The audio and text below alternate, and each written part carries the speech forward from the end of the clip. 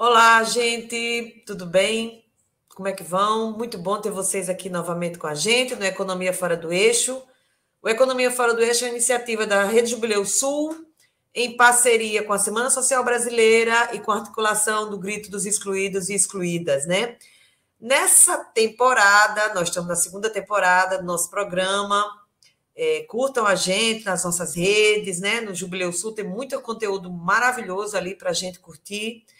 E nessa temporada a gente colocou a centralidade na pauta dos 200 anos, né? Um olhar crítico a respeito dessa comemoração dos 200 anos de independência, né? E o nosso programa de hoje a gente vai discutir esse tema a partir dos olhares dos povos originários, que é quem primeiro estava aqui quando começou esse país chamado Brasil, né? Nossa convidada é uma convidada muito especial, é a liderança indígena Massivana Saterê Mauê, para quem a gente dá muitas boas-vindas aqui no nosso espaço. Muito obrigada, Massivana, por ter aceito o nosso convite. Heró, bom dia a todos e a todas, né? Agradecer o convite, dizer também que esse é um momento de resistência nosso também de nos fazer conhecer, né? E nos fazer conhecer essa realidade nossa, contribuir também. E aprender, né, Massivana, porque eu acho que os povos indígenas têm dado uma lição aqui de resistência, né, de como é que se mantém nesses 520 anos e 22 anos, né, entre aspas, de descobrimento, né, de invasão, e estão aí mais de 300 povos resistindo, nos ensinando o dever de casa, né, de como resistir, como manter seu jeito de viver e de ser nesse mundo tão hegemonizado assim por uma forma de viver que não tem nada a ver com como vivem os povos indígenas. Mas vamos lá, porque o nosso programa a gente gosta de trazer notícias, ler essas notícias e escutar essa convidada comentando essas notícias. E a primeira notícia que a gente traz hoje é uma notícia muito que nos preocupou bastante, né? Que foi lançada aí no dia 9 de agosto, né? No dia de comemoração internacional dos povos originários, dos povos indígenas do mundo afora, e é uma matéria que diz o seguinte: Human Rights Watch diz que indígenas estão sob forte ameaça no governo Bolsonaro, né? A gente viu que a matéria traz exatamente que denunciando o desmantelamento da FUNAI, dos órgãos ambientais, né? É o caso do IBAMA, é o caso do Instituto Chico Mendes, né? O que teria aumentado ainda mais a vulnerabilidade das etnias e favorecido a invasão de terras, né? O governo brasileiro adotou políticas que ameaçam seriamente os direitos dos povos indígenas, destaca a matéria, o enfraquecimento da FUNAI, né? O Marcelo Xavier, que é o diretor da FUNAI, é nomeado pelo presidente, afastou servidores públicos experientes, né, no cargo de direção. Hoje, dos 39 coordenadores regionais, só 2 são funcionários de carreira, e a gente está vendo aí o que é que policiais da ativa, o próprio Marcelo é delegado da Polícia Federal, ou seja, um processo de militarização da FUNAI, se distanciando, vamos dizer assim, de sua tarefa, que é a proteção e a garantia dos direitos dos povos indígenas. Eu queria que você comentasse, Massivana, como é que esse cenário ele atinge os povos indígenas e como tem sido esse caminho de resistência que vocês têm traçado ao longo desses séculos aí. Muito obrigada. Tudo isso é um reflexo de toda essa política, né? Política de enfraquecimento institucional da FUNAI, a própria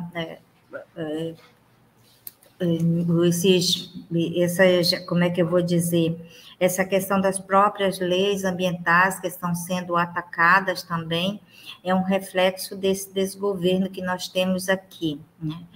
Eu estou aqui em Manaus, né, no estado do Amazonas, o estado com maior concentração de populações indígenas, e a gente sente muito isso.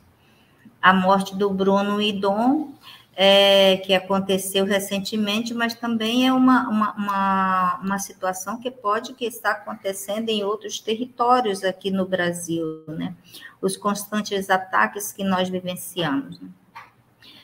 Lamentamos profundamente que hoje a proteção dos nossos territórios, que é uma competência do Estado, estejam sendo feitas por nossas lideranças indígenas, né, que estão arriscando a vida. O que aconteceu no Vale do Javari, com a equipe de vigilância lá, que é uma equipe formada pelos indígenas da Univaja, né, que estavam à frente, do qual o próprio Bruno fazia parte. Mas essa é uma realidade que está presente em todos os territórios no Brasil. No meu próprio território, ali, Sateremaué, nós temos também uma equipe de vigilância lá, né, que atua com seus próprios recursos lá, né? Então, colocam em risco as suas vidas defendendo o território, porque essa política, se por um lado ela enfraquece essas instituições, por outro lado ela tem fortalecido muito os garimpos ilegais, a extração de madeiras, né, um verdadeiro ataque à mãe terra, à mãe natureza aqui na Amazônia, né? Então, tem sido um constante esses ataques aos nossos territórios, de garimpeiros, de madeireiros, né, de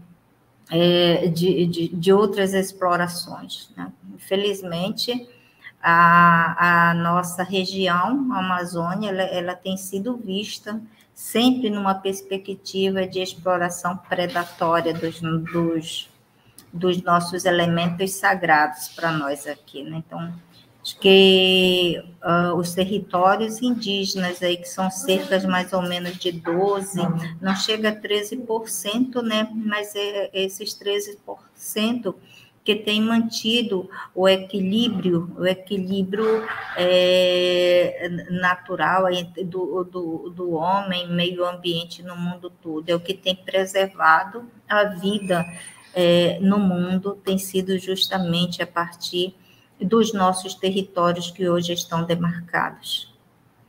Exatamente, né? Você traz um ponto que é fundamental, quer dizer, a floresta está de pé porque os povos indígenas, os povos tradicionais mantiveram essa floresta de pé, porque senão já nem estaria aí a Amazônia para contar a história, porque a ofensiva, né, sobre a terra, né, para plantar eucalipto, para plantar, no caso aqui da Mata Atlântica mais, né, para plantar, para gado, cultivar gado para exportação, para depois essas culturas todas que a gente nem desfruta na realidade do que é fruto desse desmatamento, né? Tudo para exportação, reproduzindo nossa história de 500 e 200 anos, que é o nosso marco aqui. Mas para complementar, Marcivana, o que você falou, a gente vai trazer aqui alguns dados também do que a gente andou pesquisando sobre a demarcação pendente das terras indígenas. Olha aí, mais de 241 terras indígenas estão pendentes de serem demarcadas, né? Enquanto isso, fazendeiros registraram em seu nome 239 mil hectares dentro das áreas indígenas nos últimos 2 anos, ou seja, tem um aval, tem uma permissão para que isso aconteça, né? Para que esse avanço, né? Essa apropriação de territórios e terras indígenas aconteçam assim, com carta de permissão para isso acontecer, né? Sandra, é lamentável isso, né? E as mortes que nós temos, que têm ocorrido, assim, muito que constante, né? De lideranças indígenas que defendem, né, o marco temporal que está aí, né?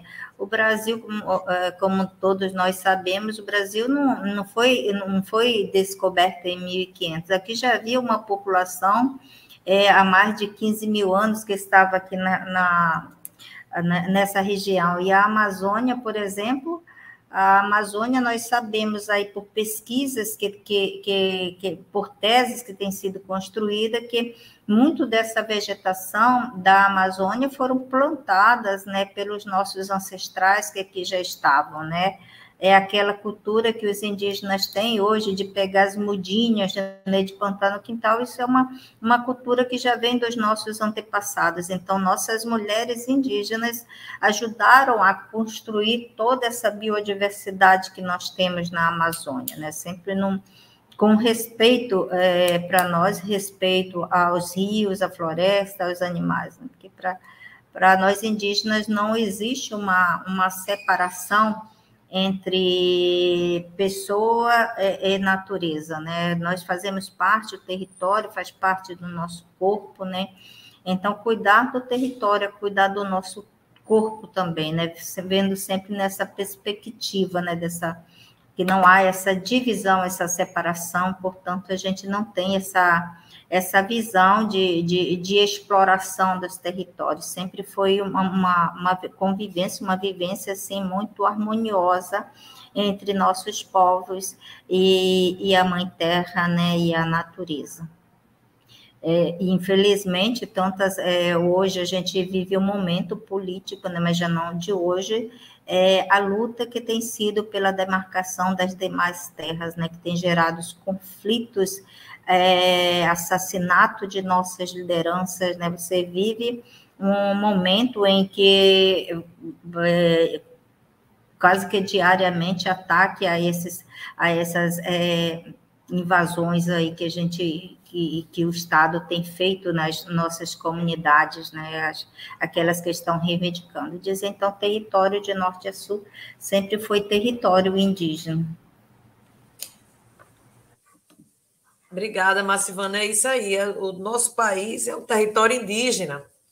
E você trouxe aí alguns elementos importantíssimos também, porque sempre houve, né, essa visão aqui na América Latina que os povos avançados seriam os astecas, os maias, os incas, e que os povos amazônicos não dominavam tecnologias como eles dominavam, como esses grandes outros povos dominavam. E agora se aprofundam as pesquisas, agora mesmo foi lançada uma pesquisa da USP, mostrando o alto desenvolvimento tecnológico dos povos amazônicos no cultivo da terra, no cultivo da manutenção da biodiversidade das florestas, na convivência com a própria terra, né? Que a gente sabe que tem limites assim, de fertilidade, entre aspas, mas a fertilização da terra que foi dada pelas populações indígenas amazônicas, ou seja, o universo se abriu aí a partir não só das narrativas, né, da tradição oral, do que vai se contando pelas mulheres, pelas idosos e tal, mas também agora as pesquisas, né, das universidades como a USP mostrando isso. Então, muito obrigada aí por trazer esse elemento aí do forte conhecimento tecnológico, né, sobre a convivência, vamos dizer assim, com a Amazônia, né? Acho que aqui na Amazônia a gente tem as chamadas terras pretas, né, que são as terras que foram cultivadas pelas nossas mulheres, tanto que onde tem terra preta você vai encontrar pedaços de cerâmicas antigas, né, que as mulheres usavam muitas vezes para assar, para fazer as cerâmicas, né, e também era uma forma de cuidado com a terra para o plantio, né? Então, a Amazônia toda, ela assim, possui, assim, uma vasta região de terras pretas, terra que chamam Terra do Índio. Olha só, isso tudo é tão desconhecido, né, de maioria. Mas, enfim, essa terra, né, que para populações indígenas não é terra, é território, é algo sagrado, é cura, é corpo, é alma, é tudo, aquela terra, aquele território, está correndo um risco muito sério com a questão do marco temporal. Até agora, isso está no Supremo, está para ser votado, ninguém sabe quando ainda, né? Porque vão adiando. E aí, eu queria trazer agora, Marcivana, um vídeo do CIMI explicando, né, para quem ainda não ouviu falar, não conhece, o que é mesmo esse marco temporal. Então, vamos ver esse vídeo?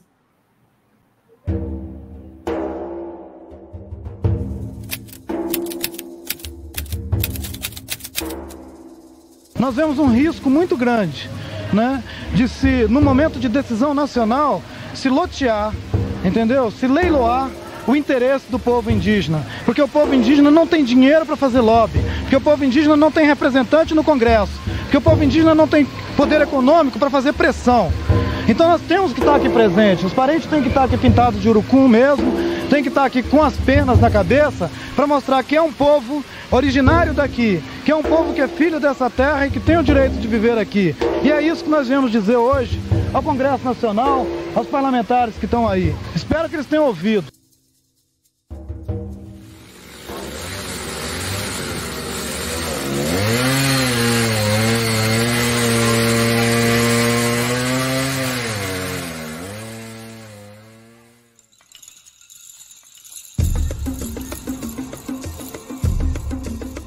Hoje, existem no país mais de 300 povos indígenas, responsáveis por mais de 270 línguas, com formas diversas de ser no mundo.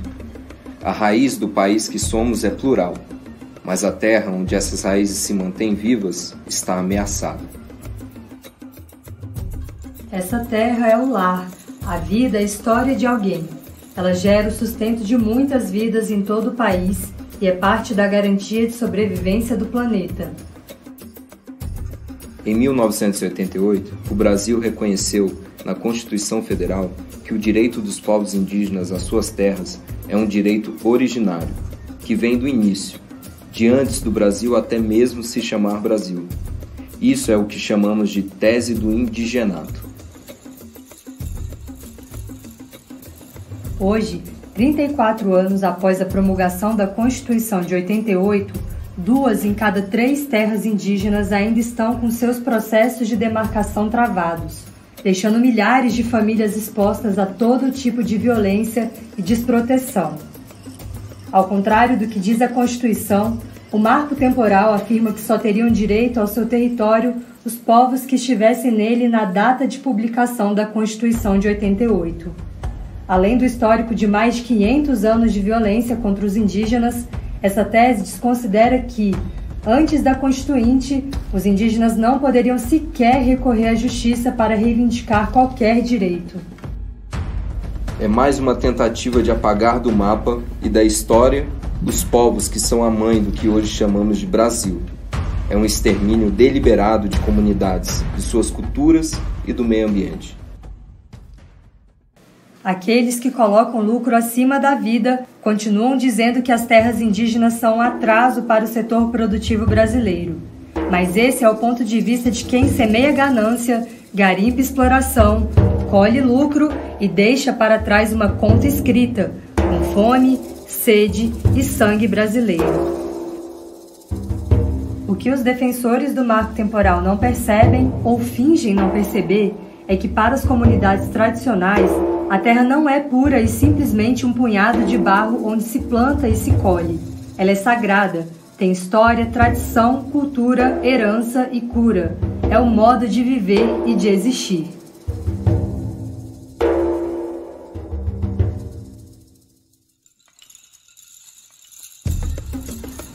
Para os povos indígenas, o território é o lugar onde se é. A escola, o templo, o centro cultural, a casa, o lar. As matas, florestas, rios e lagos são o sustento do corpo e do sagrado. Cada palmo de terra é um pedaço da história, da cultura e do lar desses povos. A terra são eles, e eles são a terra. O que seria de um filho sem sua mãe, de um peixe sem água, de uma família sem lar? O que será dos indígenas sem seu território? E o que será de nós sem os povos indígenas? O que seria da humanidade como um todo, sem ar puro, sem água limpa, sem a biodiversidade? Com os territórios protegidos, a vida de todos nós está garantida. Onde os gananciosos enxergam oportunidades, nós enxergamos direitos. Onde eles veem lucro, nós vemos história. Onde eles semeiam destruição, nós colhemos morada. O que eles chamam de marco temporal, nós chamamos de morte. O que eles chamam de propriedade, nós chamamos de casa. Pois é. A gente, muito bom esse vídeo do CIMI, assim, mostrando elementos centrais aí do debate sobre essa coisa absurda que é o marco temporal, que eu acho que é isso, a gente tem que chamar as coisas pelo nome, né? Então, de morte. É a morte dos povos indígenas, se esse marco temporal for aprovado, porque vai perder a terra, e quando as populações indígenas perdem a terra, a vida fica comprometida. Né? E a nossa vida, o que seria de nós sem os povos indígenas? Eu acho que essa pergunta, o que seria dos povos indígenas sem a terra e o que seria de nós sem os povos indígenas aqui no Brasil, né? E aí, Marcivana, eu aproveito já para trazer essa segunda matéria, que eu achei também muito importante para a gente ver aqui, ó. O respeito aos povos indígenas não pode estar restrito à história, né? É algo para agora, né? É algo para agora, porque quase 20% da Amazônia já foi desmatada e cientistas afirmam que o país está próximo a atingir um ponto que não será mais possível reverter. Ou seja, vai se acelerar de tal maneira que não vai ser possível mais reverter. Os dados dos satélites apontam, né, comparando, né, onde está a terra indígena, onde é que está o freio do desmatamento, né, que é exatamente as terras indígenas que funcionam como barreira para o desmatamento e suas trágicas consequências. Isso prova, nesse gráfico aí também mostra, né, que apenas nos 5 primeiros meses, né, até maio de 22, a gente teve 2.000 campos de futebol por dia de mata nativa foi desmatado, né? Ou seja, a maior devastação dos últimos 15 anos, no curto período de tempo, né? As informações elas vêm do Programa de Monitoramento da Amazônia, do Amazon, né, que está nesse gráfico aí, que depois vocês podem ver com mais calma para a imagem e ver também. Ô, Marcivânia, me diga uma coisa, quais são os desafios para lideranças indígenas, então, que lutam, né, para proteger a Amazônia, para proteger a floresta, garantir o direito a viver no seu território originário? É um direito tão básico, tão simples, né? Querer viver onde nasceu, onde os ancestrais nasceram, onde a gente tem a vida, onde tem a água, onde tem tudo, e parece tão simples, né? Sandra, e o direito à vida tem que ser para todos, né? Mas assim, né, essa ganância que a gente viu aí no vídeo é uma ganância que faz adoecer, né? A gente já, de fato, é preciso mudanças de atitude, tem que ser para hoje, não pode ser mais para amanhã, né? Porque a gente tem percebido os grandes rios aqui na Amazônia, impróprio hoje para consumo, né? Então, hoje você vê populações nossas que já não tomam uma água de qualidade, né? Então, a própria água hoje, com a grande quantidade de outros elementos, né? Já faz adoecer, né? Nossos povos, nós que estamos aqui nos beiradões, nas beiras do rio, somos os primeiros que sofremos, né? Então, isso tem causado grandes doenças. A própria terra, ela tem o solo tem empobrecido, né? Com o desmatamento aqui na Amazônia, por exemplo, a gente vive hoje aqui no Amazonas, temperaturas de 40 graus, com sensação térmica de 45, né? Essas mudanças têm provocado mudanças culturais nossas também, né? Nossos pais hoje, por exemplo, a gente já não vai mais para a roça como no passado, né? Então, hoje você tem que sair 3 horas da madrugada para 8 horas estar de volta, né? Porque o sol aqui tem se tornado escaldante, né? E a questão dessas doenças que têm aparecido, né? A gente sempre fala que antes a gente conseguia ter uma vida com mais qualidade, né? Hoje, por exemplo, você já tem até mesmo escassez de alimentos, de caça, de peixe. Você vê hoje rios grandes aqui que já não tem mais peixes, né? Então, se não cuidar disso, né, para nós, povos indígenas, é a morte, né? O genocídio dos nossos povos. E nós ficamos aqui muito preocupados, porque a nossa região do Amazonas é a que concentra o maior número de povos isolados do mundo, né? Nossos povos que nunca tiveram contatos com a sociedade, né? E o desaparecimento das árvores, de rios limpos, né, da caça, das árvores, coloca em risco essas vidas, né, coloca em risco as nossas vidas, coloca em risco a vida do planeta todo, né, porque é um verdadeiro desequilíbrio, né, que quando não chove, lá aqui quando esquenta demais, no sul também não tem chuva. Então, tudo eu acho que a gente tem que pensar a partir disso. E para nós, lideranças indígenas, tem sido tempos desafiadores, né? Estamos passando por uma pandemia, estamos passando por um governo anti-indígena, né? Estamos passando por enfraquecimento institucionais dos órgãos que deveriam ser de proteção dos povos indígenas, né? Então, temos tido muitos desafios nesse cenário. Por um outro lado, também, para não falar que tudo é apenas, tudo é ruim, por outro lado, possibilitou a nós indígenas uma maior organização, né? Então, as lideranças indígenas hoje, a gente tem se fortalecido através das nossas organizações, né? Temos buscado outras estratégias de enfrentamento a esses desafios, como nós mesmos, né, nos qualificando, dizendo que precisamos ocupar esses espaços de decisão, né, para mudar esse cenário, né? Então, acho que hoje a gente vive esse momento, né? Muitos indígenas hoje, advogados, defendendo nossos territórios, nossos direitos em Brasília, né? Por muito tempo falaram por nós. Hoje, os povos indígenas, lideranças indígenas falam por si, têm se qualificado e têm resolvido muito mais hoje na base da caneta. É o que a gente tem usado para enfrentamento a isso.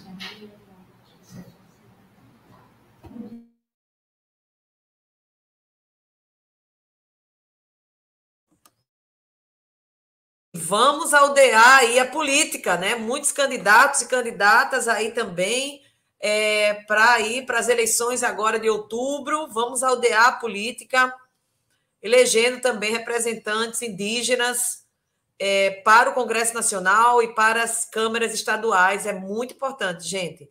Mas, olha, a gente também, nesse contexto de lutas indígenas, tem se falado muito do conceito, e a gente sempre traz aqui algum conceito, né, para a gente ampliar nosso conhecimento, sobre a luta de justiça socioambiental ou socioecológica. Então, a gente vai trazer aí uma queridíssima companheira nossa do Instituto Pax, que é a Rafaela Dornelas, e ela vai trazer um pouco, explicando para a gente, contando para a gente um pouco que conceito é esse de justiça socioambiental, socioecológica, socioambiental. Vamos ver a Rafaela aí com a gente. Olá, eu sou Rafaela Dornelas, sou pesquisadora e educadora popular no Instituto Pax, Instituto Políticas Alternativas para o Cone Sul. A ideia hoje é falar um pouquinho sobre o conceito de justiça ambiental ou justiça socioambiental. E para falar desse conceito de justiça ambiental, é importante primeiro a gente passar pela ideia de desigualdade ambiental, que é uma ideia de que, pensando o chamado progresso, né, o que a gente chama de desenvolvimento, a gente tem uma distribuição desigual dos danos desse desenvolvimento. Os lucros vão majoritariamente para grupos, para corporações, né, para elites, e os prejuízos vão majoritariamente para povos empobrecidos, vulnerabilizados historicamente, povos negros, povos indígenas. Então, isso é o que a gente entende como a desigualdade ambiental. É importante dizer que esse conceito, né, esse debate, ele tem origem nas lutas negras na década de 70, na luta por direitos civis, mais especificamente na comunidade de Afton, na Carolina do Norte, quando um grupo de população em luta por direitos civis percebe que o destino dos lixos tóxicos são prioritariamente em áreas negras. e eles começam a tratar desse conceito de racismo ambiental. Então, tudo que a gente tem de acúmulo hoje no campo da desigualdade ambiental tem origem nas lutas negras. Isso é importante dizer, porque dentro desse conceito a gente entende que não é só dizer que populações empobrecidas recebem os maiores danos do chamado progresso. São populações não brancas também, são populações negras, são populações indígenas.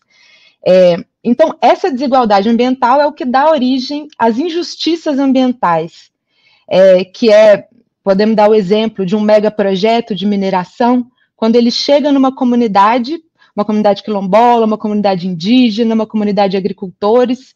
Qual poder essa comunidade tem sobre esse ambiente? Qual direito esses povos têm de dizer não para esses empreendimentos, de dizer que não querem ele no território? A gente percebe pelos estudos que é muito pouco. O poder dessas grandes empresas é muito maior. Isso é um exemplo do que a gente pode entender como injustiça ambiental, que diz sobre isso, o poder sobre o ambiente. Quem diz o que se pode ou não fazer com aquele território? Então, dito isso, para a gente chegar no que é esse conceito da justiça socioambiental ou justiça ambiental, é a ideia da luta contra essa lógica, né? No sentido da garantia de que nenhum grupo social vai arcar de forma desproporcional com os danos do assim chamado progresso. É também a luta contra esses megaprojetos de desenvolvimento que destroem territórios, modos de vida, que não respeitam as comunidades locais. É a luta por políticas ambientais que garantam o direito dos povos do campo, da floresta e da cidade ao seu território.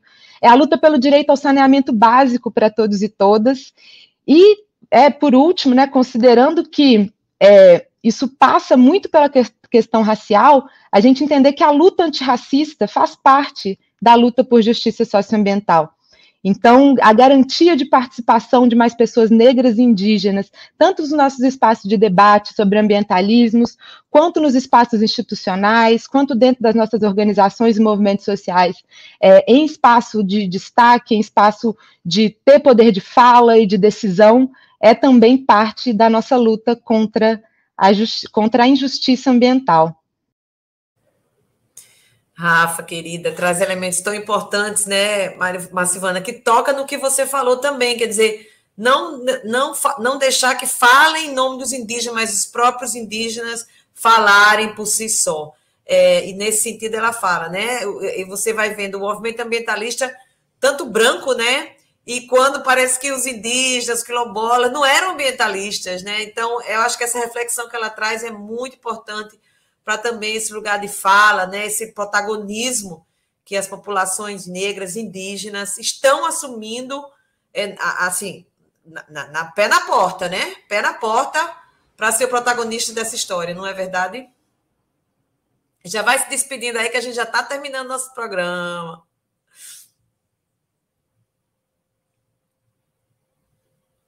Né? Acho que hoje a gente tem os povos indígenas têm lutado para fazer gestão dos seus próprios territórios, né? Tem os processos de consulta prévia e livre aos povos indígenas, que eu acho que se não houver consulta às populações que vivem nessas localidades, você não consegue construir de fato políticas ambientais tanto que beneficiem tanto os moradores, né, como a defesa da própria natureza, né, porque são essas pessoas que estão lá na ponta, né. Muitas vezes a gente percebe a construção de políticas, mas políticas que vêm de cima para baixo e vem sempre numa perspectiva diferente, né? Muito mais abrindo espaço para essas explorações do que a partir mesmo do conhecimento das populações locais que estão ali.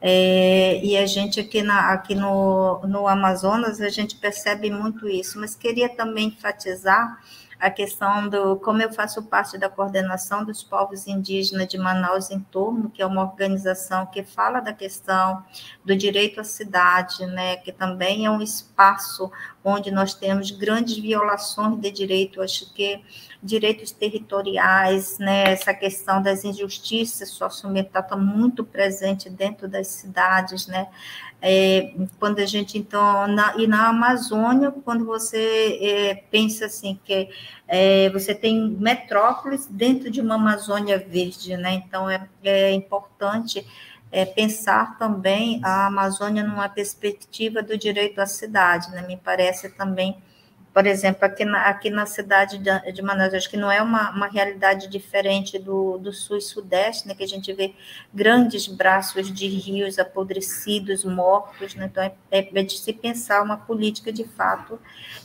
ambiental para ela, de respeito, né. Acho que é ver esses elementos sagrados como ser de direitos, né, a água tem direito, a água é vida, né, a terra é vida, a terra gera vida, então eu acho que a gente passar de uma concepção de que a natureza, que nós fazemos parte da natureza, né? Ela está dentro de nós, dentro do nosso corpo, cuidar dele é cuidar da própria vida. Então, acho que nessa questão a gente percebe o quanto os povos indígenas podem contribuir com essa mudança de tantos vícios que a gente adquiriu em 500 anos, né? Eu acho que vem muito, sim, acho que a gente tem que começar a pensar nessa nova perspectiva a partir desse olhar dos povos indígenas, do cuidado com a Mãe Terra, né, de que o que fere a Mãe Terra depois volta e nos fere. Obrigada, Marcivana, obrigada por essa aula que você nos traz aqui, nos dá aqui hoje, falando desde esse lugar da terra como cura, né? E também vinculando a questão da floresta com a cidade, né? A cidade precisa da floresta, a floresta está interligada na cidade, a floresta está na cidade. Então, eu acho o direito à cidade, o direito à vida, né? Que a gente está, assim, batendo nessa tecla do direito à vida em primeiro lugar, como é o lema do Gritos Excluídos e Excluídas aí em 7 de setembro. Bom, então, mais uma vez, muito obrigada, Marcivana, muito obrigada também às entidades membros da rede, que estão fazendo a transmissão cruzada aqui junto com a gente. O próximo programa, daqui a 15 dias, vai ser sobre os 200 anos, sobre o olhar dos movimentos sociais. Então, mais uma outra mirada, né? Para a gente fazer esse caleidoscópio aí do que é esses 200 anos da independência do Brasil. Os outros episódios do programa Economia Fora do Eixo está aí na rede, está nos nossos canais, no canal do YouTube do Jubileu Sul Brasil, no Facebook, Instagram, curta nossas redes sociais e se você gostou, divulga aí, porque aí a gente vai semeando aí informação de boa qualidade, pelo menos é isso que a gente tenta fazer. Muito obrigada e até a próxima. Economia Fora do Eixo. Até a próxima.